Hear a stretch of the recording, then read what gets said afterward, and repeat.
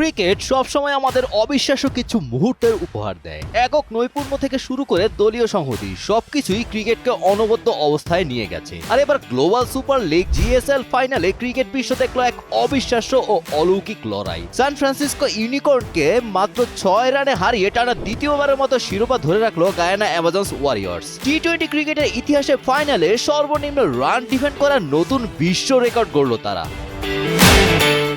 টসে জিতে প্রথম ব্যাটিংয়ে নেমে চরম ব্যাটিং বিপর্যয়ে পড়ে গায়ানা। মাত্র 29 রানে 8 উইকেট হারিয়ে ম্যাচ থেকে ছিটকে যায় তারা। তবে ম্যাথিউ ফোর্ডের 28 রান, ডোয়াইন প্রোটেরিয়াস 17 রান এবং 47 বছর বয়সী অধিনায়ক ইমরান তাহিরের 11 রানের লড়াকু ব্যাটিংয়ে কোনো মতে 85 রান সংগ্রহ করে দলটি। সান ফ্রান্সিসকোর পক্ষে অনিরুদ্ধ, ইমানুয়েল ও পিটার সিডল 3টি করে উইকেট নেন।